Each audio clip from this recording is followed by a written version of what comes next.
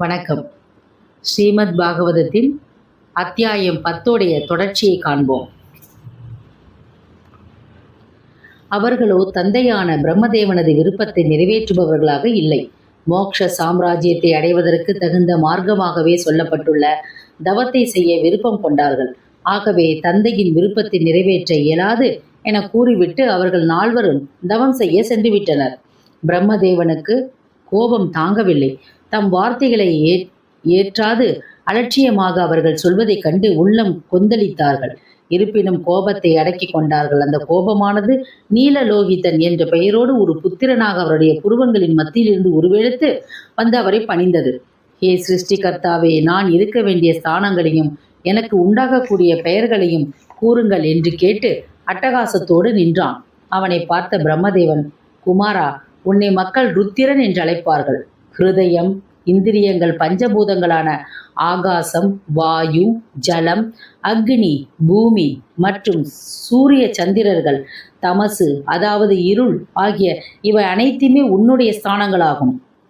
மன்னியு, மனு, மகாகாலன், மாகான், பீமன், ரிஷ்பத்வஜன், ஊர்த்வரேதன், பவன், காலன், வாமதேவன், திரிவிதரதன் என்ற பல பெயர்களில் அழைக்கப்படுவாய்.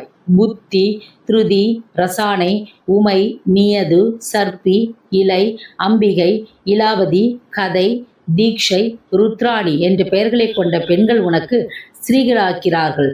இவர்களோடு சேர்ந்து நீ பிரஜைகளை சிருஷ்டி செய் என்றார். பிதாவாகிய பிரம்மதேவனை பணிந்து வணங்கிய ருத்திரன் எனப்பட்ட நீலலோகிதன் தனக்கு சமமான பலமும் குணங்களும் உடையவர்களை சிருஷ்டித்தான். அதை பார்த்து பிரம்மதேவன் மனத்திற்குள் விசனித்தவராய் ருத்ரனை அழைத்தார். குமாரா, நீ சிருஷ்டித்தது போதும். உன்னால் சிருஷ்டிக்கப்பட்ட இவர்கள் லோகங்களை தகித்து விடுவார்கள் போலிருக்கிறது.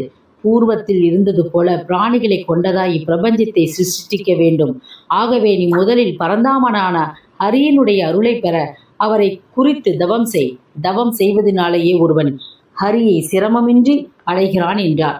ருத்திரன் அவரை நமஸ்கரித்து விடைபெற்று தவம் செய்ய காட்டுக்குள் சென்றான். பின்னர் பிரம்மதேவன் பிரபஞ்ச சிருஷ்டியை தொடக்க 10 பேர்களை தோற்றுவித்தார். பிரம்மதேவனுடைய மடியிலிருந்து நாரதர் தோன்றினார். கட்டை விரலிலிருந்து தக்ஷ பிரஜாபதி உண்டானார். பிராணனிலிருந்து வசிஷ்டர் பிறந்தார். ஸ்பரிச இந்திரியத்திலிருந்து பிருகுவும், கையிலிருந்து கிருதுவும், நாபியிலிருந்து புலகரும் தோன்றினார்கள்.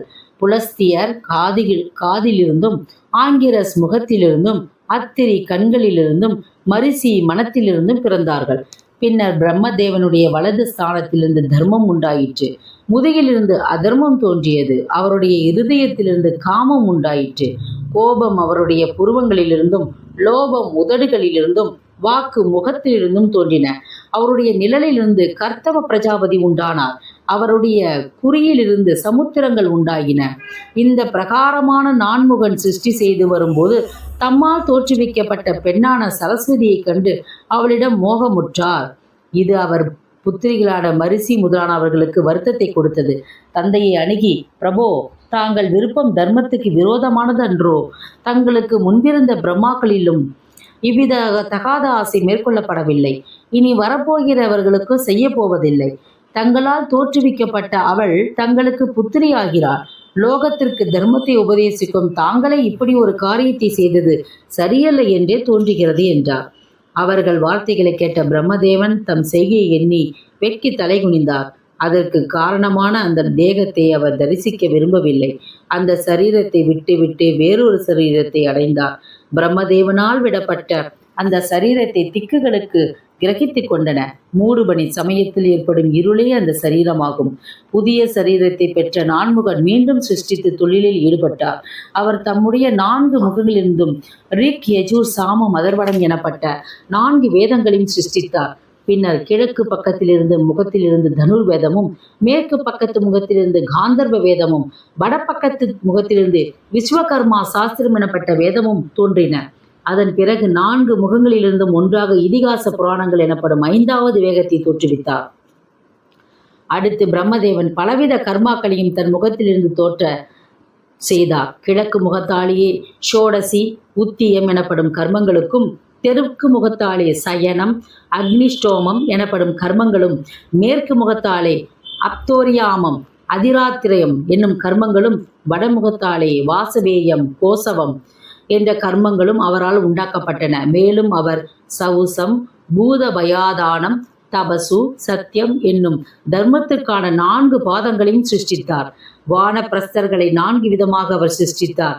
உழுது பயிரிடாமல் தானே விளைந்த தானியங்களை மட்டும் உட்கொண்டு வாழும் வைகானசர்கள், புதியதாக விளைந்த தானியம் கிடைத்ததும் கையில் இருக்கும் பழைய தானியங்களை ஒதுக்கிவிடும் வாழக்கிள்ளியர்களும், பொழுது விடிந்த போது எழுந்து எந்த திக்கை பார்க்கிறானோ அந்த திக்கிலேயே கிடைக்கும் பழ முதலானவற்றை கொண்டு ஜீவிக்கும் ஔதுரோம்பர்களும், மரத்திலிருந்து கனிந்து தாமே விழும் பழ முதலானவற்றை புசித்து வாழும் வைகையினர் என வானப்பிரஸ்தர்களை 4 வகைப்படுத்தினர்.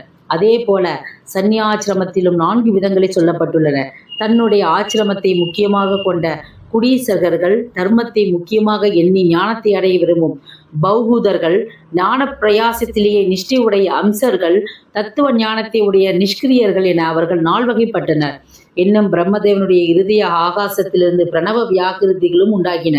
அவருடைய ரோமங்களிலிருந்து உஷ்ணிகு, தொக்கினின்று காயத்ரி, மாம்சத்திலிருந்து திருஷ்டுபு, பித்தநாடியிலிருந்து அனுஷ்டுபு, எலும்புகளிலிருந்து ஜகதி, மஜ்ஜை எனப்படும் திரவ பொருட்களிலிருந்து பங்கி, பிராணனிலிருந்து பிருகுருதி எனப்படும் சந்துசுகள் உண்டாகின. அவருடைய ஜீவனிலிருந்து சுகாரம் முதலான 25 அக்ஷரங்கள் உண்டாயின. தேகத்திலிருந்து அகாரம் முதலான வர்ணங்கள் தோன்றின. இந்திரியங்களிலிருந்து சா ஷா சா ஹா எனும் 4 வர்ணனங்களும், பலத்திலிருந்து யா ரா லா வா என்று 4 வர்ணங்களும் தோன்றின. அவருடைய லீலையிலிருந்து சப்த ஸ்வரங்களும் உண்டாயிற்று. இந்த விதமான சப்த பிரம்மஸ்வரூபியாக இருக்கின்ற பிரம்மதேவன் தம்மால் தோற்றுவிக்கப்பட்ட 10 பேர்களாலும் பிரபஞ்சத்தின் பிரஜைகள் சிருஷ்டிக்கப்படாமை கண்டு மனம் வருந்தி அந்த சரீரத்தை விடுத்து வேறு சரீரத்தை கிரகித்துக் கொண்டார். பிரஜா சிருஷ்டியிலே மனத்தை செலுத்தி பிரம்மதேவனின் சரீரம் 2 ரூபங்களாக ஆணும் பெண்ணுமாய் ஆயிற்று. ஆணாக தோன்றியவன் ஸ்வயாம்பு மனு என அழைக்கப்பட்டான். பெண்ணாக தோன்றியவள் சதரூபை என பெயரை கொண்டாள். ஸ்வயாம்பு மனு சதுரூபையை மணந்து ஸ்திரீ புருஷ தர்மத்திலேயே பிரஜைகளை சிருஷ்டித்தார்கள். அவர்கள் 2 பிள்ளைகளும் 3 பெண்களும் பிறந்தனர். பிரயவிரதன், உத்தானபாதன் என்று பிள்ளைகள் இருவரும் அழைக்கப்பட்டனர். ஆவூதி என்ற பெண்ணை ருசு பிரஜாபதி மணந்தான். கர்த்தம பிரஜாபதி தேவூதி என்ற பெண்ணையும், தக்ஷ பிரஜாபதி தேவூதி என்ற பெண்ணையும், தக்ஷ பிரஜாபதி பிரசூதி என்ற பெண்ணையும் மணந்தார்கள். அவர்கள் மூலம் லோகத்திலேயே பிரஜைகள் உண்டாகின. இந்த அத்தியாயம் இத்துடன் நிறைவடைந்தது. அடுத்த அத்தியாயத்தில் 11 பிரஜா சிருஷ்டியை பற்றி பார்ப்போம். நன்றி, வணக்கம்.